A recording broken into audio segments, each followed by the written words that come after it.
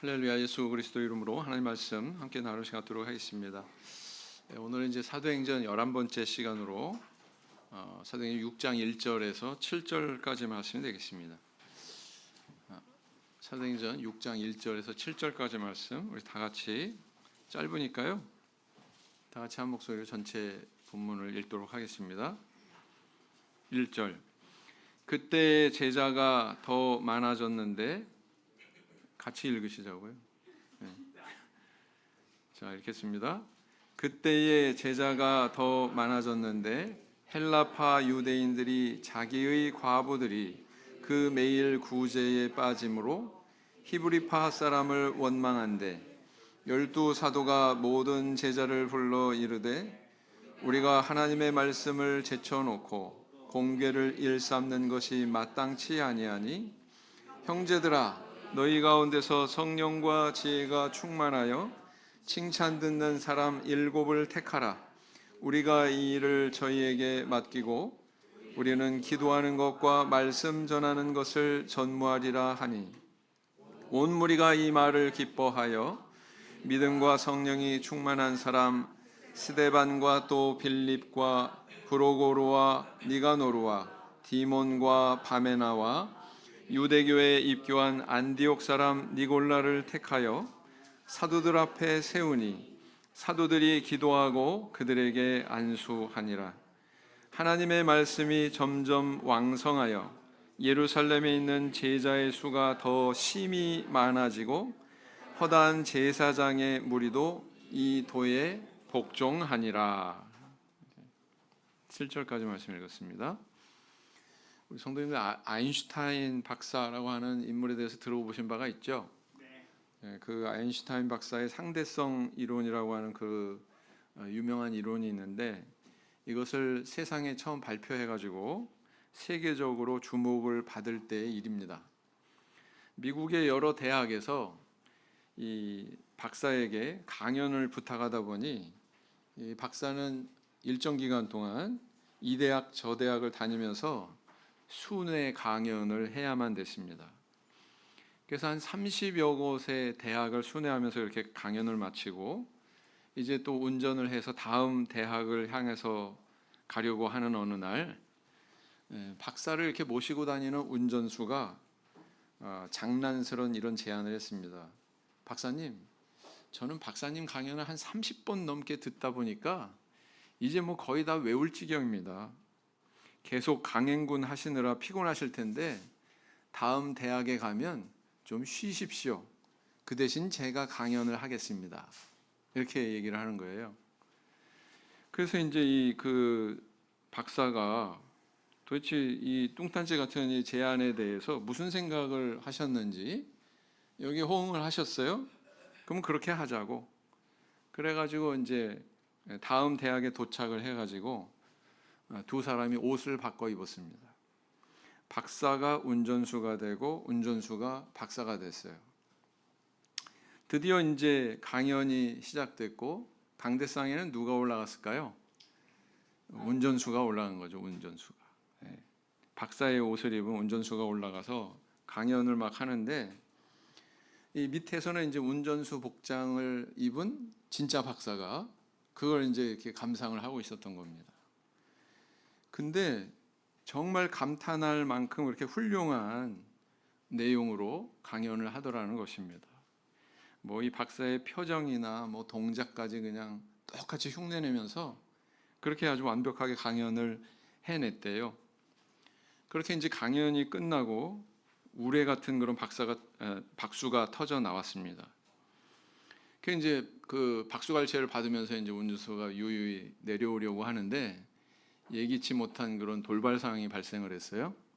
맨 앞줄에서 열심히 강의를 듣던 한 교수가 손을 뜩 들더니 아주 어려운 질문을 한 겁니다. 그 상황을 지켜보고 있던 운전수 복장을 한 진짜 박사가 막 그냥 식은땀이 난 거예요. 근데 오히려 그 위에 있던 운전수는 조금도 당황하지 않고 빙그레 웃더니 이렇게 말했습니다. 아주 간단한 질문이군요. 그 정도 질문은 제 운전수도 대답할 수 있습니다. 어이 여보게 이분 질문에 대해서 좀 설명 좀 해보게나 뭐 이렇게 하고서 내려왔답니다. 그래서 위기를 넘겼다고 하는 일화가 있거든요. 우리는 살아가면서 내가 실수했건 아니면은 상황이 돌발적으로 발생했건 이렇게 위기 상황에 처할 때가 있습니다. 그런데 그것을 잘 감내하면 뭐 그런 말도 있잖아요. 위기는 곧 기회다. 이런 말도 있는 것처럼 오히려 예상치 못한 그런 큰 유익을 얻게 되는 그런 경우도 있죠. 우리 신앙도 마찬가지다 이렇게 볼 수가 있습니다. 사도교회가 순탄치 않았습니다. 때로는 외부적으로 사내들인 공회에 핍박을 받는 그런 위기 상황도 맞이했고 또 그것을 극복하고 나니까 또 다시 또 내부적인 또 문제가 일어나고 뭐 그러지 않습니까? 그러니까 뭐 아나니아 삽비라라고 하는 부부가 나타나가지고 교회의 정기를 흐리는 뭐 그런 위기 상황도 맞이하게 되고요. 그러나 그것도 다 극복을 하고 나니까 교회는 이렇게 사기가 오르고 성장하고 발전했다라는 것이 전체적으로 지금 사도행전에 흐르고 있는 서술의 내용입니다. 5장 13절을 보시면 사도행전 5장 13절을 보시면 그 나머지는 감히 그들과 상종하는 사람이 없으나 백성이 칭송하더라. 사도행전을 가만히 보면은요. 이렇게 뭔가 위기 상황이 발생하고 그것을 극복하니까 교회가 또 이렇게 도약을 하고 또 다른 또 위기 상황이 발생하니까 그것에 대해서 교회가 이렇게 극복을 했고 그 결과로 또 교회가 이렇게 이만큼 성장했다라는 그런 논조가 계속 반복되고 있어요. 그런 유사성이 있습니다. 우리 사람도 어떻습니까? 이렇게 우리 몸에 어떤 상처가 있다가 이게 아물면은 뭐 더 단단해진다고 그러죠. 뼈도 이렇게 부러졌다가 다시 아물게 되면 더 단단하게 붙는다고 합니다. 근데 이게 신체뿐만 아니라 우리가 정신적으로도 마찬가지예요. 사람이 어떤 어려움을 겪고 여러 가지 위기 상황을 감내하다 보면 그 안에서 어떤 그 내성이 생겨가지고 영적인 내성이 생겨가지고 웬만한 어떤 어려움이나 뭐 환난에 대해서도 끄떡없는 그런 능력이 생기게 되거든요. 그래서 이렇게 사도교회도 마찬가지였다라는 것입니다. 교회도 살아있는 생명체와 같아서 똑같이 그렇게 반응하더라라는 것입니다. 그래서 이렇게 위기와 환난이 극복이 된 다음에 교회가 이러저러하게 성장했다. 한번 쭉 읽어보시면서 그런 구절만 한번 다 뽑아보세요. 뭔가 상황이 벌어지고 이거를 극복하고 그 다음에 성장하고 상황이 벌어지고 이걸 극복하고 또 성장하고 이런 패턴이 반복된다는 것을 아마 발견하실 수 있을 거예요. 자, 오늘날 우리는 우리 개인의 어떤 신앙에 대해서 어떤 시련과 아픔이 있을 때 어떤 지혜와 믿음으로 그것을 극복하고 있습니까? 또 나아가서 우리 교회가 만약에 어떤 위기나 어떤 시련을 당하게 될 때 우리는 과연 어떻게 이것을 극복하고 헤쳐나가야 될까요? 그리고 이것을 극복하게 되면 우리에게 어떤 열매가 주어지게 될까요? 오늘 이 시간에는 사도교회가 맞이했던 아주 특별한 어떤 상황에 대해서 함께 공부하고 은혜를 나누는 시간을 가지고자 합니다. 자, 오늘 본문에 기록된 이 내용은 지금까지 이 교회가 맞이했던 그런 문제와는 좀 양상이 달라요. 지금까지 맞이했던 그런 문제점은 어떤 패턴이었습니까? 이것을 구분하자면 내부적인 부패 문제 이런 위기가 있었다 이렇게 볼 수가 있어요. 방금 말씀드린 아나니아 삽비라 부부의 교회의 정기를 흐리는 그런 위기 이것을 극복했죠. 그런가 하면은 이제 외부적인 그런 위기와 시련도 있었습니다. 뭐냐면 사내들인이라고 하는 예수님을 십자가형으로 내몬 그 무시무시한 그 말하자면 뭐 국회와 같은 그런 존재라고 그랬죠. 그 사내들인 공회가 핍박을 하는 그래서 교회가 굉장히 어려움을 당하게 되는 그런 상황도 있었단 말이죠. 근데 그것도 다 극복을 했어요. 근데 오늘은 어떤 내부적인 부패 문제도 아니고 또 외부적인 핍박의 문제도 아니고 아주 특별한 새로운 케이스의 새로운 형태의 그런 위기 상황이 발생하더라라는 것입니다. 그 위기 상황에 대해서 어떻게 설명하고 있냐면 1절에 이렇게 기록하고 있어요. 그때 제자가 더 많아졌는데 그랬어요. 그때 제자가 더 많아졌는데 제자가 많아지지 않았으면 이 문제는 안 생기는데 제자가 많아졌기 때문에 이 문제가 발생하게 됐습니다. 항상 그렇죠. 좋은 일에는 또 그림자가 있고요. 또 나쁜 일일지라도 거기에 또 긍정적인 면이 또 숨어 있고 그런 겁니다. 그래서 이것은 표현하자면 뭐 행복한 비명이라는 표현도 있지 않습니까? 그런 것처럼 제자들이 많아졌기 때문에 발생한 문제였다라는 것입니다. 어떤 문제냐? 헬라파 유대인들이 자기의 과부들이 그 매일 구제에 빠짐으로 히브리파 사람을 원망한대 그랬어요. 이렇게 사람이 많아지다 보니까 교회에 어떤 일이 발생했냐면 소외되는 계층이 그렇게 생겨나게 됐습니다. 그 소외 계층이 바로 누구였냐면 헬라파 유대인 출신의 과부들이었다는 거죠. 생활이 궁핍하고 어려운 그런 사람들에 대해서 사도교회는 이렇게 구제하는 그런 활동을 했었던 것 같아요. 그런데 거기에서 제외되는 그 대상에서 제외가 되는 그런 사람들이 있었다는 것입니다. 그러면은 먼저 우리가 이것을 이해하기 전에 여기 표현을 한번 보세요. 헬라파 유대인들 그리고 또 히브리파 사람들 이렇게 표현하고 있습니다. 사도교회에 무슨 파가 있었네? 네, 파가 있었어요? 없었어요? 오늘 본문을 보시니까 있었죠. 도대체 이거는 어떻게 된 건가? 거기에 대해서 우리가 좀 이해를 해야 됩니다.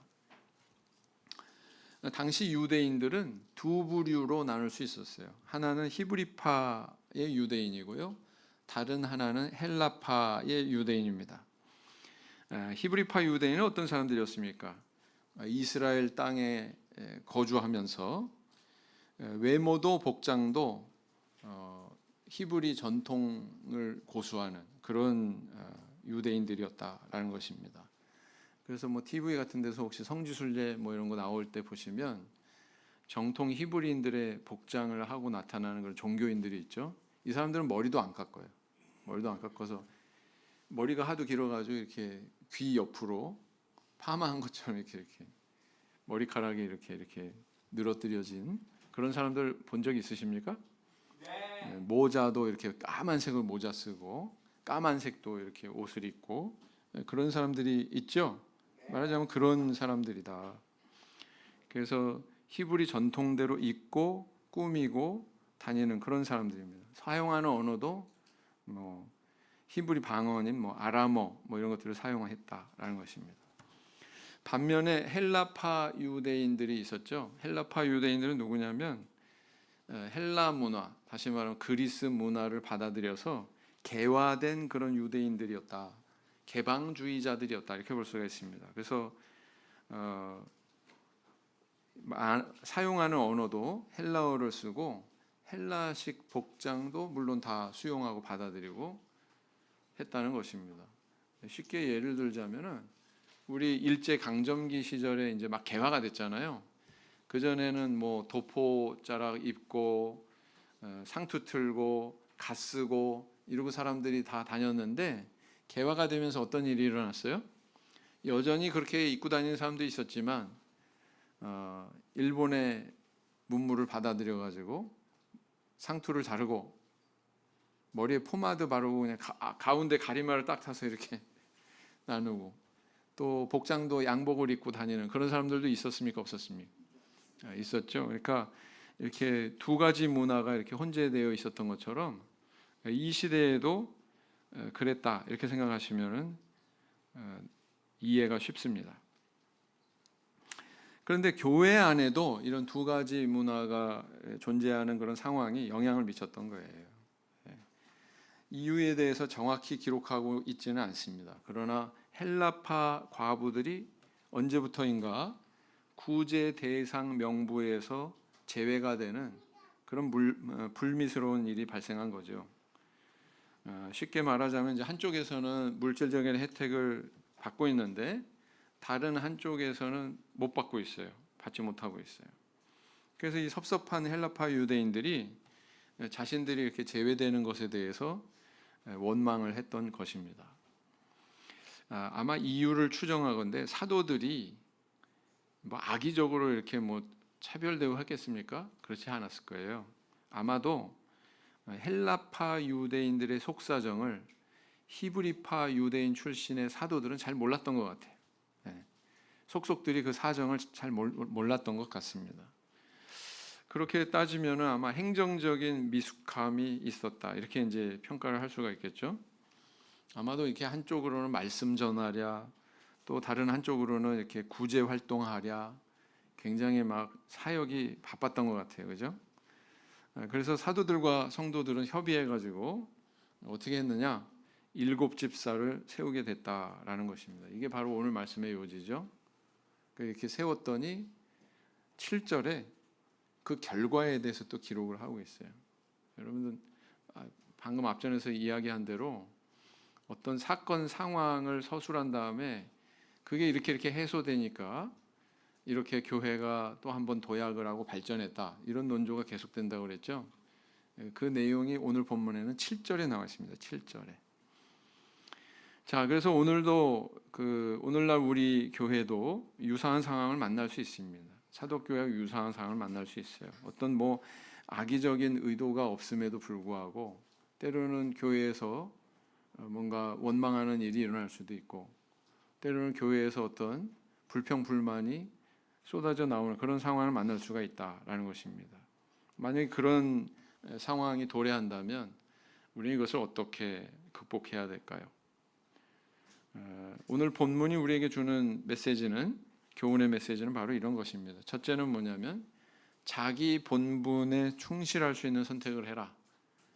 자기 본분에 충실할 수 있는 선택을 해라 라는 것입니다. 사도행전 6장 2절 다시 보시면, 12사도가 모든 제자를 불러 이르되 우리가 하나님의 말씀을 제쳐놓고 공궤를 일삼는 것이 마땅치 아니하니 그랬어요. 사람도 어떤 병이 발병을 하면 원인이 무엇인지 정확히 진단하는 것이 참 중요하죠. 교회도 어떤 영적인 질병이 발생했을 때 그 원인이 무엇인지 정확히 진단하는 과정이 중요하다라는 것입니다. 그래야 이게 해소가 돼요. 정확히 진단이 돼야 치료를 할 수 있지, 이게 정확히 진단이 안 되면 계속 공전할 수가 있습니다. 치료가 되지 않을 수가 있습니다. 가령 예를 들어서 뭐 배탈이 나는데 두통약 먹으면 돼요, 안 돼요? 배탈에는 배탈약 먹어야죠. 그 다음에 또 머리가 아픈데 소화제 먹으면 됩니까, 안 됩니까? 머리가 아프면 두통약 먹어야 되지 않습니까? 엉뚱한 약을 복용하면 아무 소용이 없는 것처럼 원인을 제대로 알고 그 원인을 제거할 수 있는 그런 처방을 해야 된다. 교회 안에도 마찬가지라는 거예요. 이게 교회 안에 발생한 영적인 문제인데, 영성이 부족해서 신도들의 그런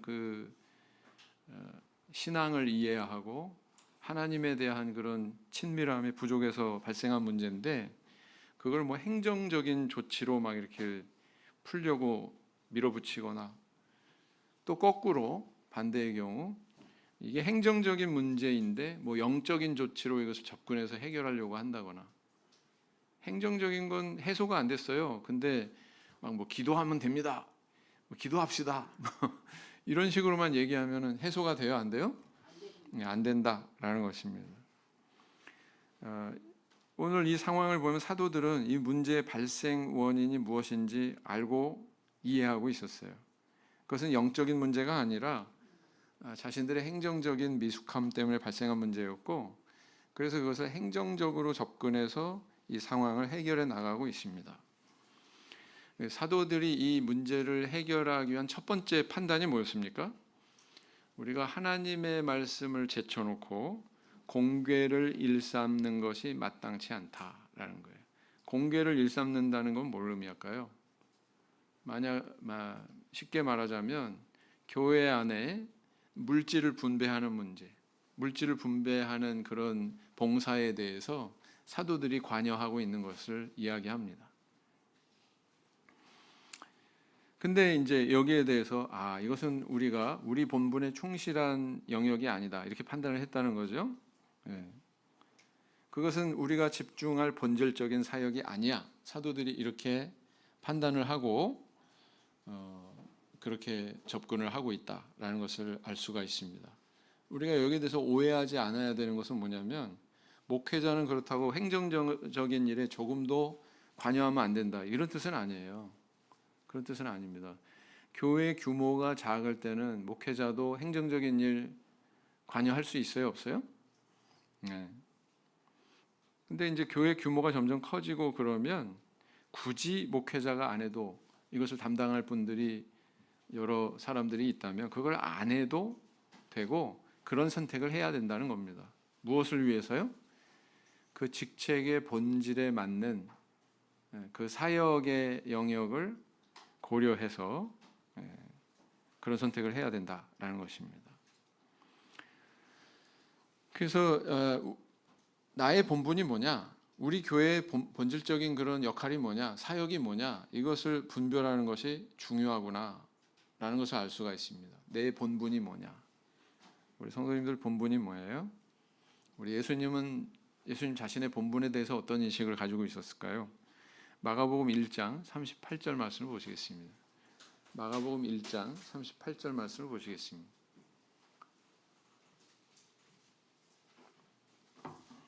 마가복음 1장 38절 같이 읽겠습니다. 시작. 이르시되 우리가 다른 가까운 마을들로 가자. 거기서도 전도하리니 내가 이를 위하여 왔노라 하시고 그랬어요. 제자들은 사람들 그 동네에서 사람들의 호응이 좋으니까 사람들이 예수님 찾는데요 막 이러고 있잖아요. 근데 예수님은 떠나려고 하셨어요. 우리가 가까운 다른 마을들로 가자. 거기서도 전도하리니 내가 이를 위하여 왔노라. 예수님이 이 땅에 육신을 입고 나타나신 이유가 뭐예요? 본질적인 그분의 사역이 무엇 때문이었습니까? 전도하기 위해서 하나님의 복음을 전하고자 오셨다 이렇게 말씀하고 계십니다. 예수님이 이 땅에 계실 때 많은 병자들을 고치셨죠. 그러나 예수님은 의사로 이 땅에 오신 게 아니에요. 또 가난한 자들을 먹이셨죠. 그렇지만 예수님이 이 땅에 자선사업 하기 위해서 오신 건 아닙니다. 자선사업가가 아니에요. 이분께서 오신 본질적인 그런 목적과 사명은 어디에 있었냐면은 천국 복음을 전하는 것이었습니다. 바로 그 예수 그리스도의 십자가를 통해서 그분 스스로가 제물이 되시고 그걸 통해서 죽은 영혼을 다시 살릴 수 있는 그 천국 복음을 전하는 것이 바로 이분의 본질적인 사역이었다라는 거예요. 그래서 이렇게 말씀하고 계시지 않습니까? 오늘날 우리 자신도 또 우리 가정도 또 우리 교회도 어떤 위기 상황이 있을 수 있어요. 다가올 수 있습니다. 그때 우리 스스로에게 물어보고 우리는 판단해야 됩니다. 이게 최선의 길인가? 이것이 내가 존재하는 이유인가? 이것이 내가 지금 이 자리에 있는 가장 중요한 역할인가? 이게 우리 교회가 해야 되는 가장 본질적인 역할인가? 이런 질문을 해야 된다라는 것입니다. 그때 문제 해결의 열쇠가 주어질 수 있다라는 거예요. 우리 성도님들 가정에서 어떤 선택을 하고 계세요?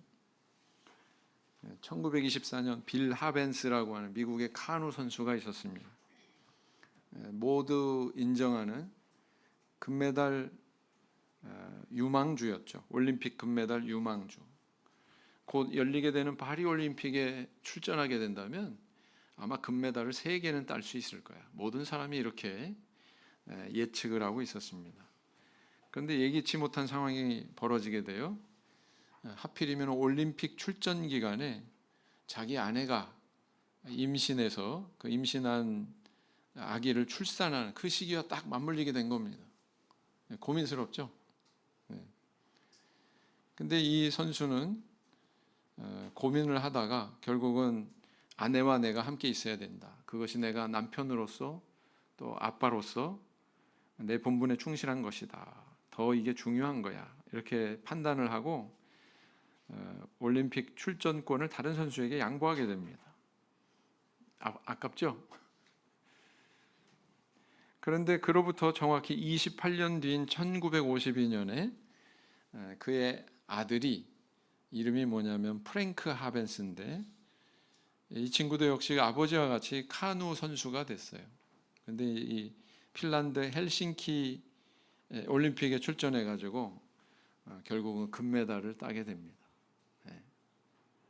금메달을 딴 그가 아버지에게 이렇게 낭보를 전하면서 이렇게 얘기했어요. 존경하는 아버지, 오늘의 제가 있도록 기다려 주신 것에 진심으로 감사드립니다.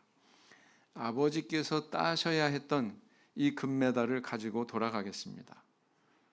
아버지를 사랑하는 아들 프랭크 올림, 이렇게 연락을 취했습니다. 그래서 아버지인 빌 하벤스는 내가 그때 내 선택이 옳았어, 이렇게 깨닫게 되었다라는 것입니다.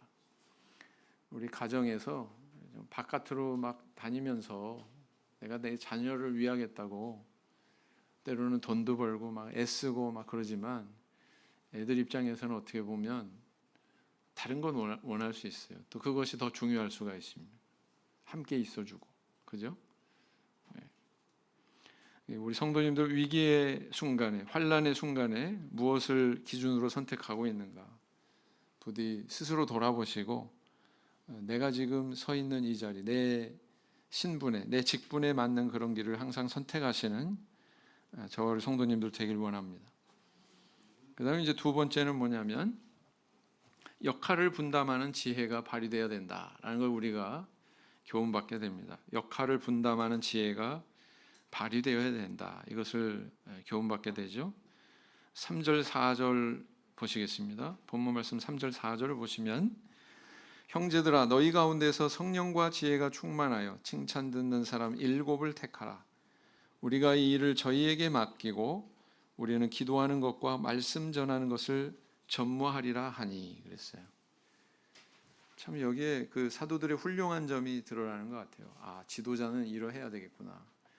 우리 성도님들이 생각하는 훌륭한 지도자는 어떤 사람이에요? 물론 솔선수범하는 것이 중요합니다. 그러나 모든 일을 혼자서 한다면 그건 솔선수범하는 게 아니에요. 사실은 적당히 해야 됩니다. 모든 일을 혼자 하려고 이리 뛰고 저리 뛰고 하는 것은 훌륭한 지도자라고 보기는 어려운 것 같아요. 훌륭한 지도자는 어떤 사람입니까? 모든 일을 하려고 뛰어다니는 사람이 아니라 모든 사람이 일하도록 지도할 줄 아는 사람. 교회가 그러해야 된다는 거예요. 훌륭한 리더는 어떤 사람입니까? 내가 능력이 없기 때문에 그냥 일이 멈춰버리게 되는 그런 상황을 만드는 것은 훌륭한 리더가 아닙니다. 훌륭한 리더란 자신에게 없는 능력도 다른 사람 힘을 빌려서 성사시킬 수 있는 그런 사람이 훌륭한 리더예요. 우리 성도님들은 다 가정의 리더일 수가 있습니다. 가정의 가장이나, 그죠? 주방의 또 리더는 누굽니까? 우리 자매님들이죠, 그죠? 훌륭한 리더 되는 길을 알아야 된다라는 거예요. 그래서 이런 차원에서 교회 행정 조직을 구성하는 것은 참 중요한 일이에요. 교회가 어떤 행정적인 지혜를 발휘하는 것은 참 중요한 일입니다. 근데 여기에 대해서 좀 생각을 달리하는 분도 있는 것 같아요. 교회가 무슨 조직이 필요해? 조직이니 행정이니 이런 것들은 다 교회의 순수성을 마치 훼손하는 것처럼 그렇게 여기는 경우가 있습니다. 그러나 그건 틀린 생각이다. 왜 틀린 생각이냐? 오늘 본문에도 보면 시적절한 사도들의 이런 행정적인 조치가 교회를 얼마나 풍요롭게 하는지, 얼마나 유익을 끼치는지를 잘 보여주고 있거든요. 그래서 그런 생각하지면 안 돼요. 교회도 행정이 필요해요, 안 해요? 교회도 조직이 필요해요, 안 해요? 적절한 그런 지혜가 발휘되는 것이 필요한 공동체다라는 것입니다. 뭐 성령이 나타나셔서 뭐 이렇게 해라 저렇게 해라 이런 사실이 오늘 기록이 되어 있지 않아요. 오늘 본문엔 그런 내용이 없습니다. 뭐 무릎 꿇고 기도하니까 뭐 일곱 집사를 세워라 뭐 이런 계시가 나타나거나 그런 게 아닙니다. 그러지 않았어요. 온 교인들이 같이 사도들과 같이 모여가지고 회의를 열었고 그 가운데서 의논하고 어떤 지침을 정하고 결정을 했습니다. 이처럼 교회 일에도 하나님께서 이렇게 개입하셔가지고 해결해야 되는 그런 영적인 차원에서의 문제가 있고요. 또 사람들이 이렇게 지혜를 모아서 회의하면서 해결해 나가야 되는 이런 행정적인 영역의 사안이 있습니다. 영적인 노력으로 풀어나갈 일이 있고 행정적인 조치로 풀어나갈 일이 있는데 여기에 대해서 그러면 뭐가 중요할까요? 판단해야 돼요. 판단해요. 이게 영적인 일인가? 기도해서 해결해야 되는 일인가? 아니면 행정적인 일인가? 지혜를 동원해야 되는 일인가? 판단할 줄 알아야 된다라는 것이죠. 그것을 사도들은 바르게 판단하고 바르게 판단했기 때문에 이렇게 조치할 수 있었다라는 것을 보여주고 있습니다. 자, 그럼 구체적으로 사도들은 어떻게 처리했어요? 이렇게 기록하고 있습니다. 성령과 지혜가 충만한 사람 7을 선택해라. 여러분 5도 아니고요, 10명도 아니고 7이라고 딱 얘기했어요. 적정수가 한 이 정도 되겠는데 사도들의 판단에서 나왔죠.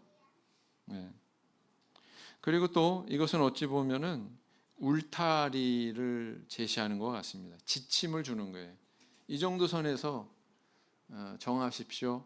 사도들이 당신 그리고 7명을 다 지목을 해서 오늘부터 공개 다루는 일을 당신들이 하시오 이렇게 명령한 게 아니에요. 그러면 7명을 선택하십시오. 선택은 당신들이 하십시오. 선택권을 누구한테 줬어요? 신도들한테 줬어요. 그래서 울타리만 쳐줬고 그 울타리 안에서 해야 되는 일에 대해서는 신도들한테 맡겼더라라는 거예요. 그런 절차를 받고 있죠. 이 오늘의 사안은 어찌 보면 출애굽기에도 유사한 상황을 우리가 발견할 수 있는데 그 유사한 상황은 뭐냐면은 출애굽기 12장 21절에서 22절을 보면 출애굽한 이스라엘 백성들을 앉혀놓고 재판하는 그 모세에 대한 기록을 우리는 발견할 수가 있습니다. 이때 당시에 이 백성들의 수가 한 200만 명, 어린아이, 노약자까지 해서 200만 명 정도 되는 것으로 이렇게 추정을 하거든요. 근데 이 사람들이 뭐 시비를 가리고 이 사람들이 뭔가 판단을 원하고 하는 그런 사안에 대해서 누가 다 한 거예요? 모세 혼자 한 거예요. 모세 혼자.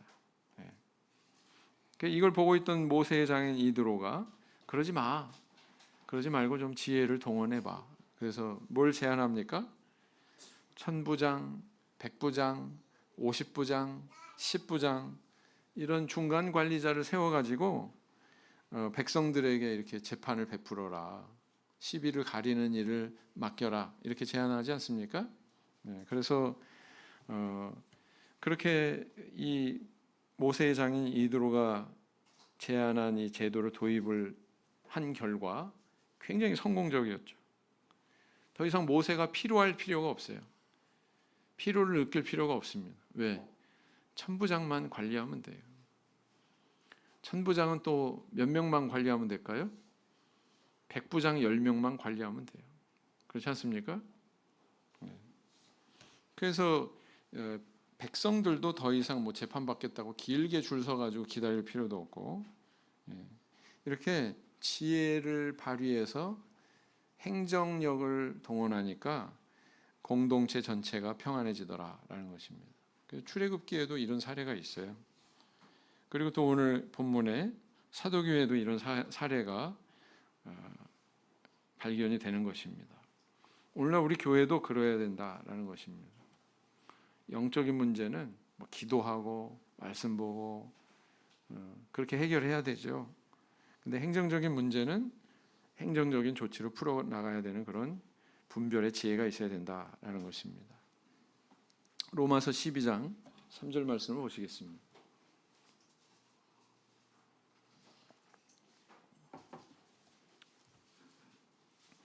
로마서 12장 3절 말씀 로마서 12장 3절 말씀 같이 읽겠습니다. 시작. 내게 주신 은혜로 말미암아 너희 중 각 사람에게 말하노니 마땅히 생각할 그 이상의 생각을 품지 말고 오직 하나님께서 각 사람에게 나눠 주신 믿음의 분량대로 지혜롭게 생각하라 그랬어요. 자, 그다음에 세 번째 교훈이 있습니다. 내 의견이 아닌 공동체의 뜻을 따라야 된다. 이것을 교훈하고 있습니다. 내 개인 의견이 아닌 공동체의 뜻을 따라야 된다. 이것을 우리에게 교훈하고 있죠. 사도행전 6장 5절로 다시 돌아가서 보시면 온 무리가 이 말을 기뻐하여 믿음과 성령이 충만한 사람 스데반과 또 빌립과 브로고로와 니가노로와 디몬과 바메나와 유대교에 입교한 안디옥 사람 니골라를 택하여 그랬어요. 이 사도들은 이 상황에 대해서 어떻게 조치했어요? 자신들이 직접 추천하고 그 사람들을 세우고 그러지 않았다는 것입니다. 무리들이 추천한 사람들 가운데서 안수하고 그들을 세웠어요. 근데 본문에는 잘 우리 성도님들이 분별할 수가 없지만 이 7사람의 이름을 보면 한결같은 공통점이 있습니다. 그것은 바로 뭐냐면 헬라식 이름이라는 거예요. 이 이름들이 쉽게 얘기하자면 미국에서 뭐 한인타운 이런 데서 미국 교포 2세 뭐 이렇게 생활하다가 한국에 온 사람들 이름 보면 어떻게 기록하고 있어요? 뭐 크리스티 박, 조셉 킴 뭐 이렇게 부르지 않습니까? 그죠? 네. 그래서 이름만 보면 저 사람 그 미국에서 비행기 타고 여기 온 뭐 한인 2세 정도 되나 보다, 뭐 3세 정도 되나 보다 이렇게 인식하지 않습니까? 이름이 그걸 대변해 줘요. 그런 것처럼 이 7사람의 이름은 다 어디식으로 기록이 됐다고요? 헬라식 이름으로 기록이 됐다라는 겁니다. 그럼 여기서 또 발견되는 사실이 뭐예요? 사도들이 안수해서 세운 그 7사람들, 섬기는 일을 맡았던, 나중에 이제 이게 뭐예요? 집사라고 하는 호칭이 나중에 생기죠. 근데 호칭보다도 하는 일이 먼저 있었어요. 아직은 집사라는 단어는 여기 등장하고 있지 않습니다. 이 7사람들의 이름이 다 헬라식으로 이렇게 기록이 된 걸로 봐서 이 7사람은 헬라파 유대인들이고, 따라서 사도들이 안수한 사람들은 헬라파 과부들의 사정을 잘 아는 헬라파 유대인들이었구나라는 것을 추정하게 됩니다. 그렇죠? 그래서 모두에게 만족을 주고 교회가 더욱 흥왕했다. 그 결과를 이렇게 기록하고 있어요. 7절에 하나님의 말씀이 점점 왕성하여 예루살렘에 있는 제자의 수가 더 심히 많아지고 허다한 제사장의 무리도 이 도에 복종하니라 그랬습니다. 그래서 이런 지혜로운 행정적인 조치가 교회에 얼마나 커다란 영향을 끼치는지 그 결과를 이 7절에 이렇게 보여주고 있습니다. 여러분, 교회라고 해서 뭐 이런 것들이 전혀 없는 건 아니죠. 미국에는 뭐가 있어요? 미국 사회에서는 인종차별주의가 있습니다. 한국에도 뭐가 있어요? 한국에는 우리에게 도전이 되는 그런 어두운 부분이 있잖아요. 지역 감정 뭐 이런 거 있어요, 없어요? 그런 것도 있습니다. 대만에 가니까, 대만에는 없어요? 대만 참예수 교회 안에 있을까요, 없을까요? 대만 참예수 교회 안에도 호칭 자체가 있어요. 뭐 히브리파, 헬라파 이렇게 하듯이 대만에는 뭐가 있냐면 산지족, 평지족 이런 용어가 있습니다. 이런 용어가 존재한다는 것 자체가 교회에 뭔가 구분하는 그런 부분이 있다는 걸 의미하죠. 산지족들은 뭘 얘기하느냐? 이 대만에 거주했던 본래 토착민들, 원주민들을 얘기합니다. 그 부족이 지금 한 소수 부족을 제외하면 한 9개 부족이 있거든요. 이 사람들은 자기들의 고유의 언어를 씁니다. 대만에서 살았던, 과거부터 살아왔던 그런 사람들이고요. 그다음에 평지족은 뭐냐면 중국 대륙에서 이 대만으로 건너온 주로 이제 복건성에 그 민난화를 쓰는, 지금은 대만말 이렇게 표현하는데, 그 언어를 쓰는 사람들이 대거 여기에 건너와서 이 사람들을 일컬어서 대만에서 뭐라고 하냐면 평지족 이렇게 얘기합니다. 그래서 설교 강단에서 항상 통역이 세워지죠. 산지족 교회 가면 그 산지족 고유의 언어로 통역이 항상 있어야 돼요. 그리고 또 그 도시에 세워진 그런 평지 교회에 가면, 평지 교회라고 또 그래요. 거기도 평지 교회 가면 민난화, 아까 말씀드린 그 대만어를 구사하는 그런 노인 계층이 많기 때문에 그분들을 배려해 가지고 항상 그 통역이, 민난화 쓰는 통역이 세워져야만 됩니다. 그래서 이렇게 뭔가 같지 않은, 뭔가 차이가 있고 다른 점이 있는, 그것은 뭐 우리 한국 사회뿐만 아니에요. 어느 사회건 다 있습니까, 없습니까? 그리고 그로 인해서 뭔가 발생할 수 있는 문제가 있어요, 없어요? 있습니다. 있어요. 그러나 그것이 교회의 발목을 잡는, 교회 성장과 하나님의 나라가 확장이 되는데 교회 공동체의 발목을 잡는 것이 되게 해서는 안 된다. 그것은 얼마든지 극복될 수 있다는 것을 알 수가 있습니다. 대만도 참 그래서 성령 안에서 하나 된다는 모습이 너무나도 참 감사하다. 이런 모습이 성령 안에서 하나 되는 모습이나 그런 걸 느낄 때가 많거든요. 우리도 역시 그러해야 된다라는 것입니다. 오늘날 우리 교회에도 매우 특정한 문제가 발생할 수 있습니다. 그 특정한 문제라 함은 뭔가 불공평해서도 아니고 또 뭐 외부적인 어떤 핍박 때문도 아니고 내부적인 어떤 정기의 문제도 아니고 문화가 다르기 때문에 또 가치관이 다르기 때문에 행정적인 미숙함 때문에 발생할 수 있는 여러 가지 문제들이 있죠. 그러나 그때 우리는 어떠해야 될까요? 이 오늘 본문 말씀이 주시는 교훈대로, 사도교회가 주는 교훈대로 자기 본분에 충실한 선택이 과연 뭐냐? 우리 교회의 사명에 충실한 선택이 뭐냐? 이것에 대해서 우리가 바르게 분별하고 선택해야 된다라는 것입니다. 협력하고 조화를 이루는 그런 방향의 선택이 어떤 것이냐? 내 취향이나 내 사견이 앞서는 것이 아니라 우리 공동체 전체가 따라야 되는, 우리가 지금 의사결정한 그 본질이 뭐냐, 이런 것들에 대해서 분별할 수 있어야 된다라는 것입니다. 만약에 항상 그런 선택이 있다면 하나님께서는 우리 교회도 지속적으로 성장하게 하실 것입니다. 믿으시죠? 그래서 교회가 이런 것들을 분별하고 선택하는 것도 굉장히 중요한 문제다. 그것을 증명하고 있는 것이 바로 이 사도행전 6장에 있는 7 집사를 세우는 바로 이 대목의 교훈이다, 이렇게 볼 수가 있습니다. 모두 다 이런 사도교의 모습을 이루어 가는데 노력해서 더욱 성장의 열매를 수확하는 우리 청주교회, 저 우리 성도님도 되시기를 예수님 이름으로 기원드립니다. 묵상기도 하시겠습니다.